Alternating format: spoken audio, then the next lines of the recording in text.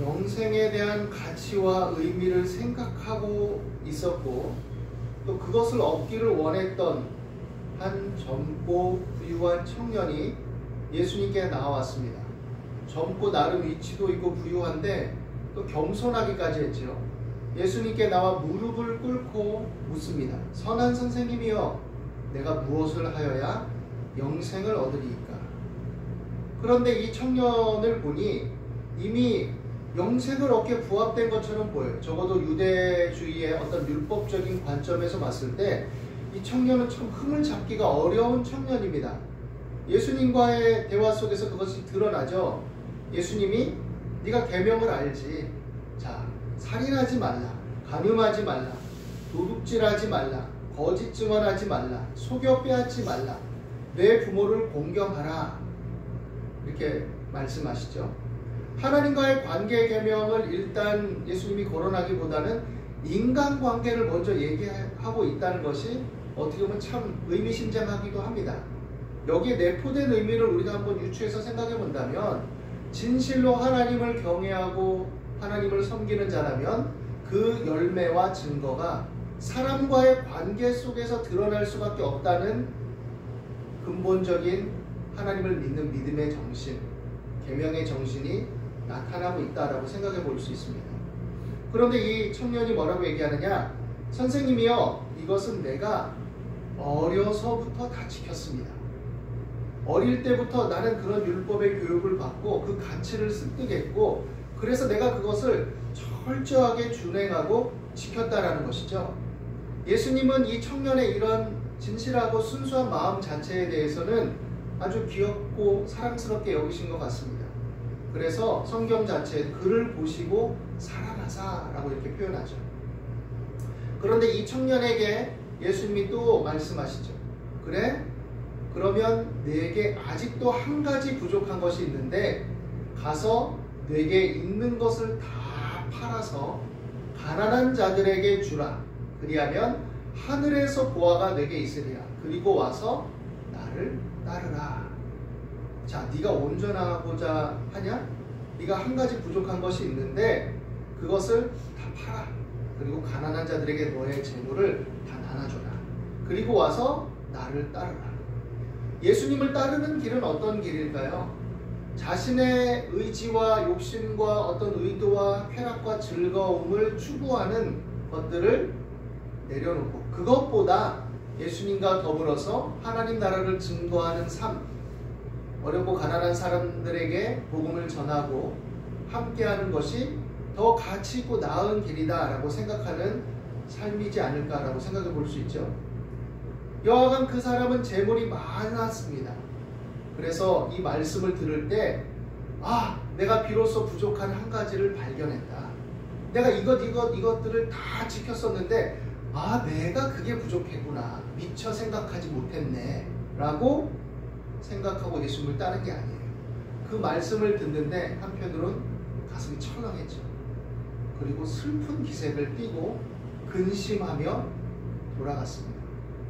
그 전까지는 내가 그래도 정말 이렇게 자부하는 인생을 살았어 라고 생각하고 예수님 앞에서 부족한 게 뭐죠? 겸손하게 얘기하긴 했지만 설마 부족한 게 있겠어 라는 어떤 느낌이죠.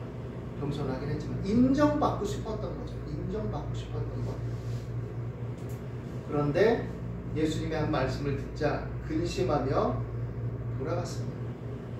예수님이 둘러보시고 제자들에게 말씀하시죠. 재물이 있는 자는 하나님의 나라에 들어가기가 심히 어렵도다. 제자들이 말씀에 놀랐습니다.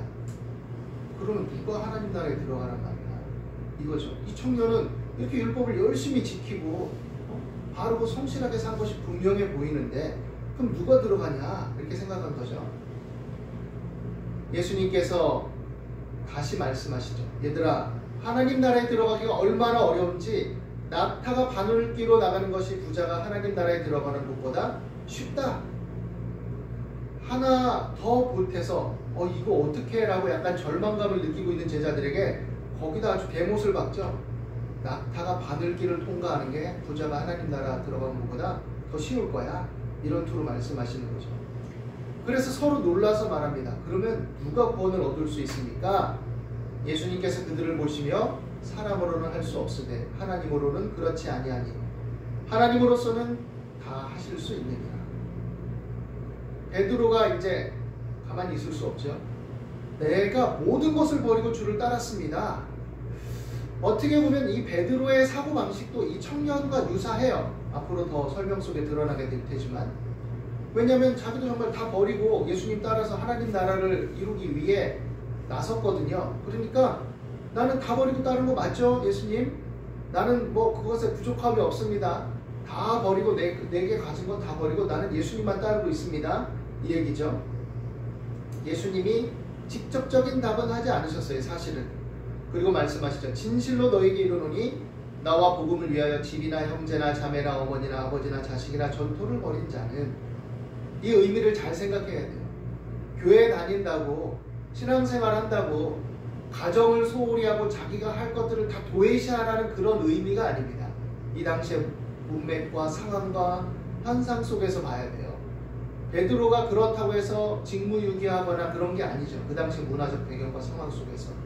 다만 예수님의 은혜, 하나님 나라의 가치를 쫓았다는 것이죠. 물론 아직도 인간적인 사고방식에 젖어 있긴 했지만, 그때 예수님이 현세에 있어 집과 형제와 자매와 어머니와 자식과 전토를 100배나 받되 그렇게 버린 자는 박해를 겸하여 받고 내세의 영생을 받지 못할 자가 없느니라. 그러나 먼저 된 자로서 나중되고 나중된 자로서 먼저 될 자가 많으니라. 앞서가고 있다, 네가 그렇게 하고 있다, 어떻게 보면 잘난 척하지 마라. 그렇게 안 보이는 사람들이 그보다 더한 복을 받을 수도 있고, 또 그렇게 보였던 사람들이 오히려 믿음 안에 들어와 있는 것을 보게 될 날이 오겠다. 뭐 부자와 나사로 비유 같은 거, 탕자의 비유 같은 걸 통해서 우리가 엿볼 수 있겠죠. 그 반전과 역전의 내용들을 통해서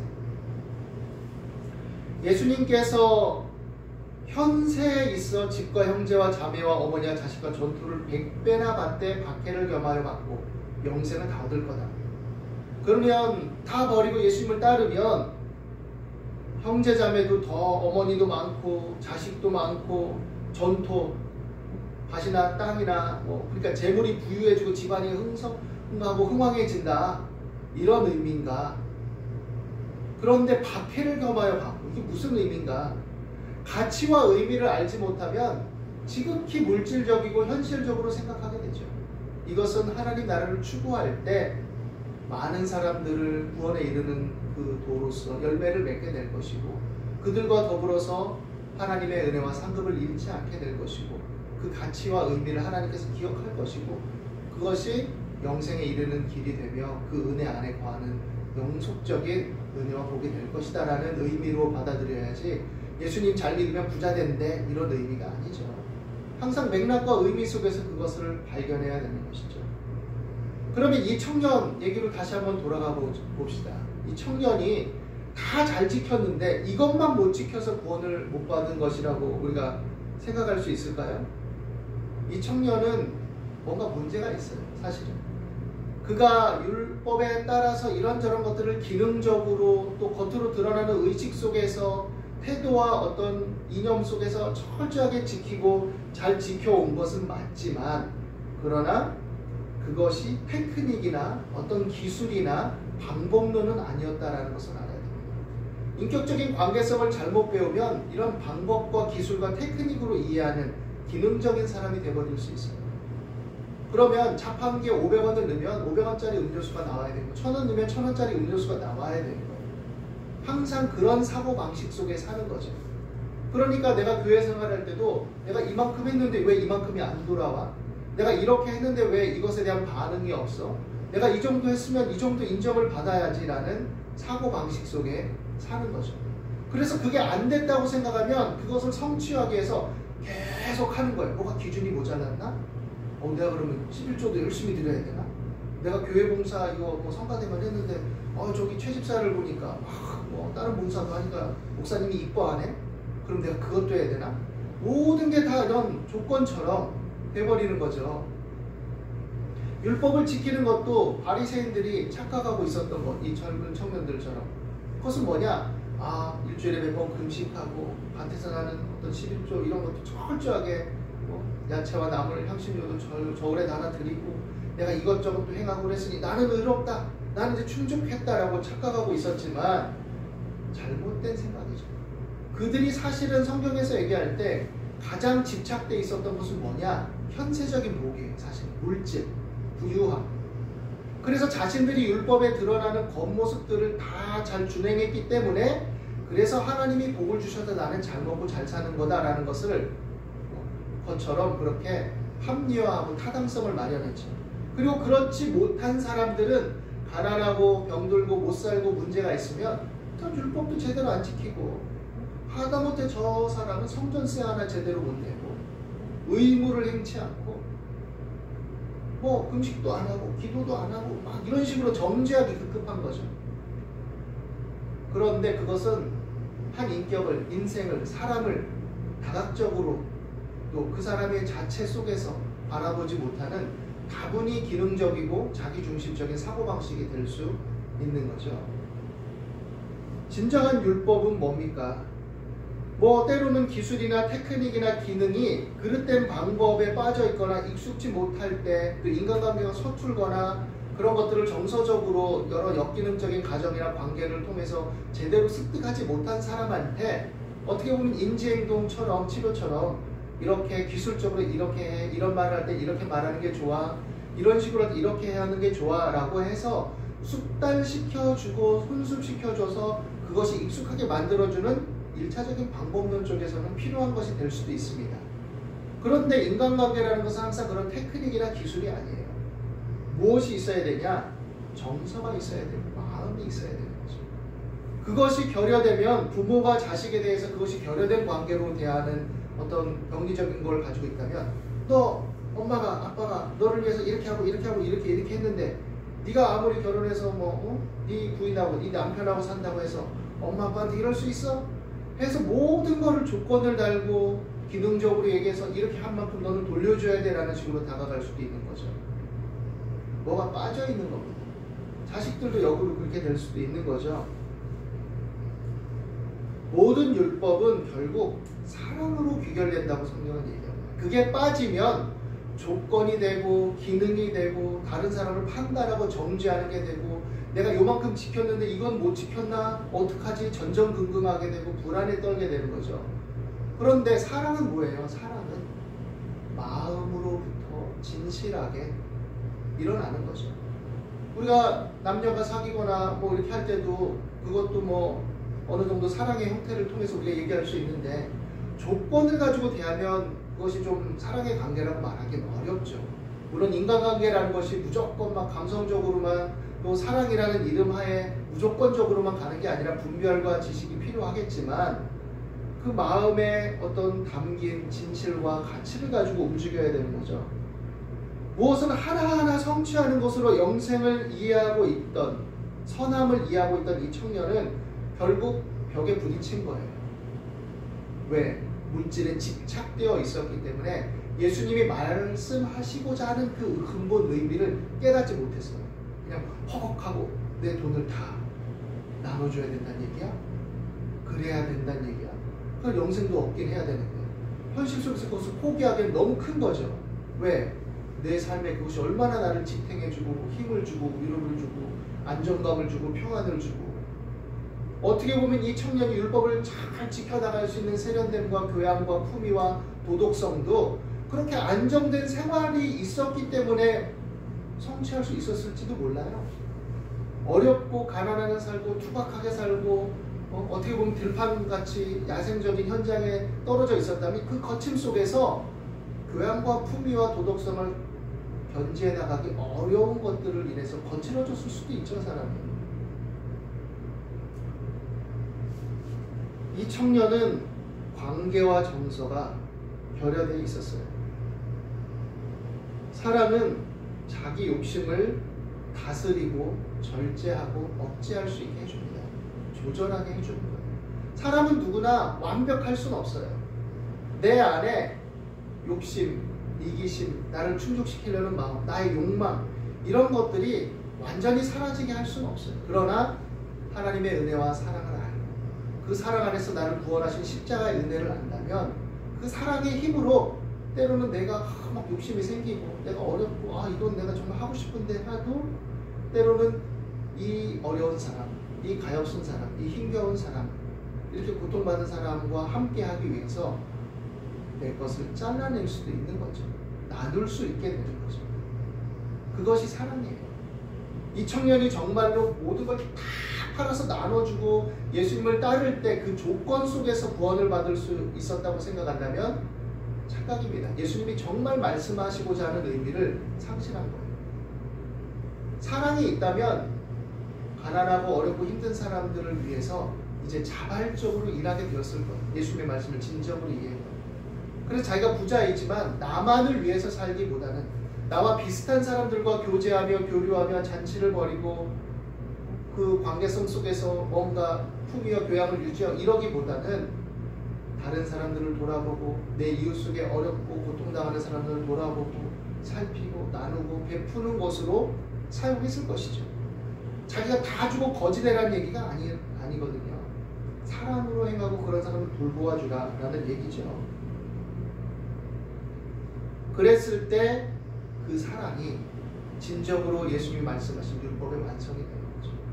예수님의 십자가의 은혜와 사랑 안에서 하나님은 다 하실 수 있다는 것은 그 십자가의 은혜를 믿고 그 은혜 안에 거해서 하나님이 나를 얼마나 사랑하는지를 알면 알수록 참 마음으로 진실함으로 나의 욕심과 또 이기성을 다스리면서 또 그것들과 때로는 싸우면서 하나님의 사랑 안에 열매 맺으려는 삶의 경향과 방향을 회복하게 되는 거죠. 그래서 하나님의 선하시고 기뻐하시고 온전하신 뜻을 추구하게 되는 겁니다. 그것이 믿음 있는 자요 구원받은 자의 자연스러운 열매가 될 수 있다는 것이죠. 어린 아기가 엄마가 막 새우깡 사주고 맛있는 거 사주고 이러면 뭐 이렇게 자기만 주고 안주하고 욕심 부리고 이러기도 하지만 그러나 풍족하게 받으면 어때요? 이러면 자기 새우깡을 입에 넣어주죠. 받은 거에 대한 인식 속에 그 자각 속에 나눠주는 거예요. 자기가 또 여유가 있고 하나님의 사랑으로 풍성하고 충만해질 때 그렇게 사랑하게 되는 거죠. 그래서 나 자신을 하나님 안에서 아끼고 사랑하는 법도 배우고 나누고 사랑하는 법도 배워나가는 것이죠. 그렇지 않고 조건적으로 하면 이제 하나하나 기능화되고 수단화되기 시작하는 겁니다. 탕자의 비유에서 그 형처럼 내가 밭에 나가서 아버지께 인정받으려고 말이야. 시간도 안 어기고 늘 성실하게 일했는데 이게 뭡니까? 라고 기능적으로 따지는 거죠. 내가 왜 한 만큼 안 주는 거예요? 이거죠. 나는 이런 놈을 내 형제로 다시 받아들일 수 없어요. 인색한 마음이 되는 거죠. 나는 일했는데 이놈은 뭐 가가지고 허랑방탕하고 아버지 유산 미리 달라고 그러면 다 써버리고 이제 좀 깨우치고 뉘우치고 왔지만 난 이런 놈 용납할 수 없다는 거예요. 이미 결과가. 그런데 아버지는 어떻습니까? 그렇긴 했지만 많은 것을 지불하긴 했지만 그러나 그것을 통해서 이놈이 깨닫고 회개하고 변화를 받아서 돌이켜 온 거죠. 그러니까 새 사람이 된 거예요. 아버지가 와서. 그러면 받아주고 다시 일어설 수 있다라고 격려하는 거죠.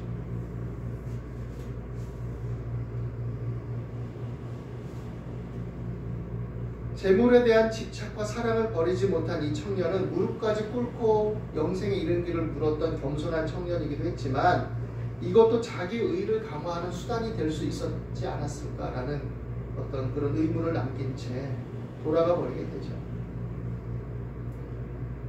사랑하면 어떻게 할지 살피고 친절하게 되고 또 그 속에서 긍휼과 영민을 잃지 않게 됩니다. 내 자신의 공로나 우월함보다 상대를 살피는 그런 마음들이 일어나기 때문이에요. 물론 사랑한다고 해서 내가 그 은혜를 알고 사랑하는 사람으로 산다고 해서 내 안에 있는 이기심이나 욕심이 완전히 없어지진 않아요. 그러나 절제하고 다스리고 때로는 내가 그것을 못 이겨서 그렇게 행했을 때 내가 그건 좀 잘못했구나. 내가 욕심이 나서 그러긴 했지만 좀 양보할 거. 그래서 자신을 돌아보게 되고 하나님 다음에는 그렇게 할 수 있도록 도와주십시오 라고 자기를 성찰하고 반성하는 능력들이 생겨나가는 것이죠. 그리고 그 안에서 사랑으로 행하고 진실하게 행하려고 하게 되는 거죠. 영생은 기능과 수단으로, 기술로 많은 것을 성취하는 업적으로, 공로로 얻는 것이 아닙니다. 그것은 하나님의 은혜를 알고 그 은혜 안에서 감사함으로 삶의 태도를 갖고 살아가는 사람들에게 나타나는 열매요, 또 결실인 것이죠.